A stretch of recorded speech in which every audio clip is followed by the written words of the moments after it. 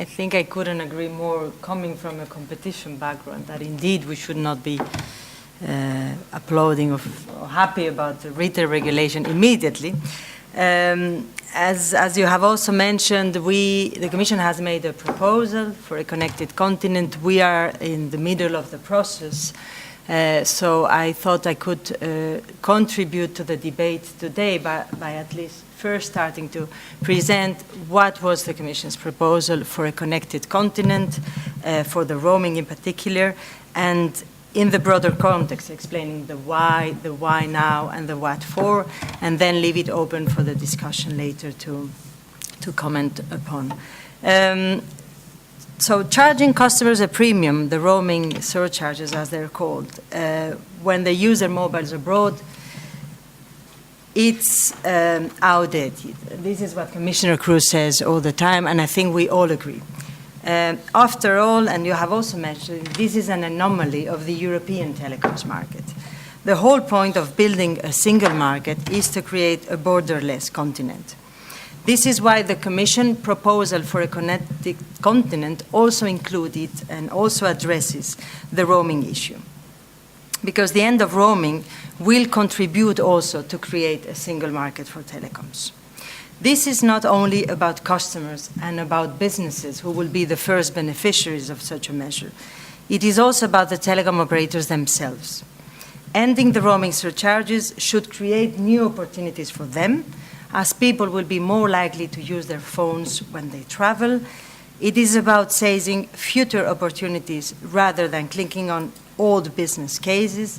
And it will also promote the cross-border use of connected devices and services and boost the evolution of the mobile data applications.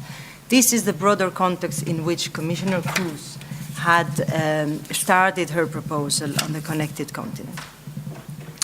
What is the Commission proposal for phasing out the roaming surcharges? We proposed a voluntary market-based approach which rests on 4 pillars, which I will briefly remind.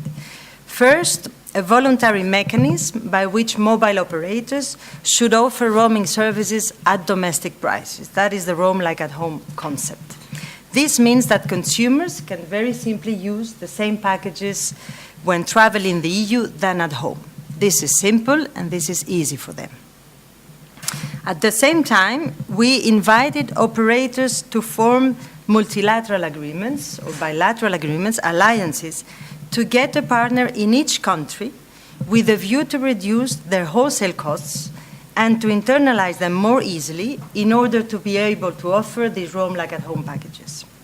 This is a way to address wholesale costs without perpetuating regulation. We also empowered regulators to monitor for a reasonable use of the roaming services, to avoid customers abusing the conditions of such packages. And finally, we proposed eliminating the charges for receiving calls and text while in another EU country as from day one. The Commission proposal foreseen a gradual way to get there from July 2014 to July 2016, thereby offering, on the one hand, tangible results from the first day, but also allowing operators to adapt.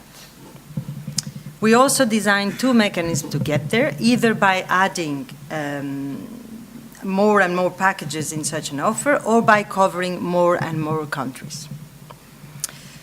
Last, the proposal also includes a strong review clause where the Commission could propose at the end of 2016 further measures if such voluntary mechanisms had not sufficiently contributed or led to the elimination of the roaming surcharges.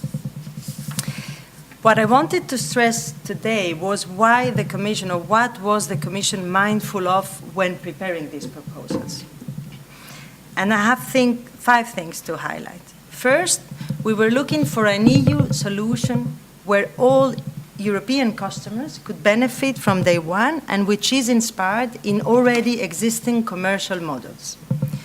Currently, it's true that we see many initiatives in the market, similar initiatives, but only some European customers are benefiting from it, those which are based in the countries where the operator is offering that.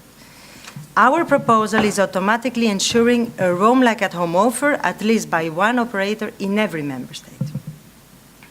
Second, we wanted to avoid over-regulation and unnecessary pressure on operators' revenues. While being clear about the need to end roaming, we must give operators the means to get there, and to avoid that the end of roaming comes at a loss. Regulating prices should be for us an exceptional measure, and therefore our intention was to create a more sustainable and self-executing model to address the wholesale costs. We must also protect the operators' incentives to invest. High-speed broadband networks are the backbone of the digital economy, hence the digital agenda targets for 2020. Promoting such investments is also crucial at the moment and is also one of the objectives of the package.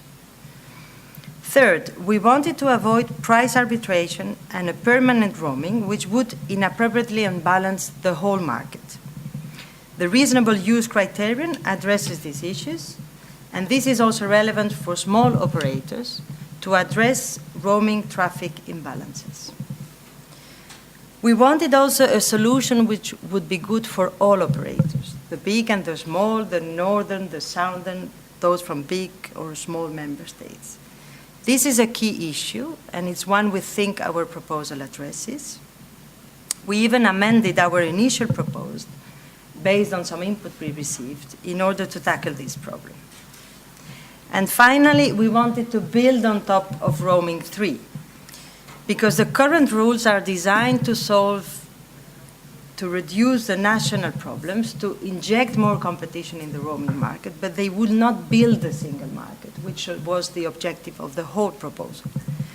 Therefore, the proposal on roaming now is an alternative solution to the decoupling obligation of roaming 3, is one which allows the operators to choose which mechanism to end roaming must suit their business case, and in both cases we ensure real benefits for the customers.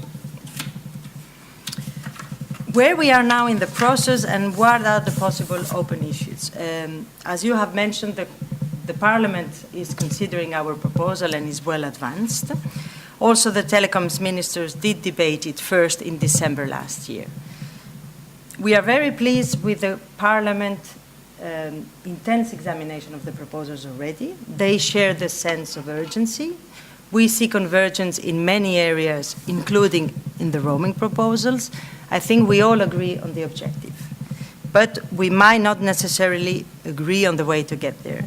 But we are confident there will be a way to find a good solution for all.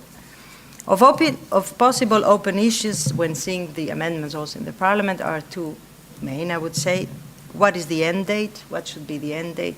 How to address the wholesale costs? And here again, I will share the possibilities and left it open for the debate. So on the end date of roaming, I've already mentioned, we proposed a gradual approach from now to 2016. The Parliament draft report also uses 2016 as an end date. There is a minority of amendments asking for an earlier ending of roaming. When deciding on the appropriate date, we must balance, on the one hand, the interest for consumers, for businesses, for the economy to benefit from the benefits of ending roaming as soon as possible, but also the need for the operators to adjust, the need for guidance to be given, for instance, if we think of a reasonable use, that, as we had proposed, and also that the wholesale deals needs to be adapted to. With regard to the issue of the wholesale costs, as we said, the Commission would have preferred a non-perpetuating regulation.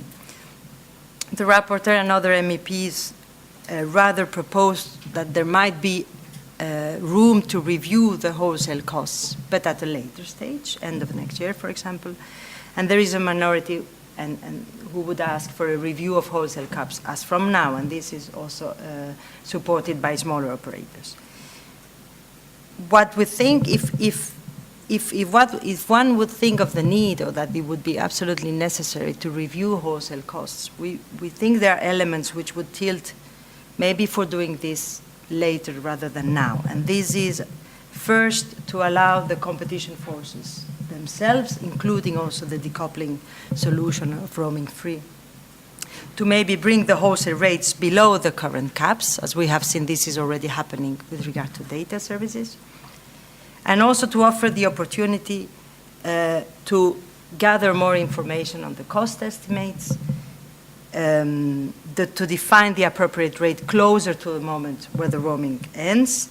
Cost levels will be very different in 2 years from now, and therefore this is something we need to consider. And to conclude already, I just wanted to mention that the roaming issue should not be seen in isolation. The vision of the Commission of Mrs. Cruz is that of a true single market with no borders, with strong and healthy pan-European operators which compete alongside other smaller, maybe more niche or local operators. What is clear is that the status quo is not possible. It is not sustainable to continue to look backwards to old sources of revenues. We have to look at the opportunities of the future. This is not sustainable for the sector, but it's also not sustainable for the economy. We must therefore take down the barriers in our continent, and the roaming proposals can help to that.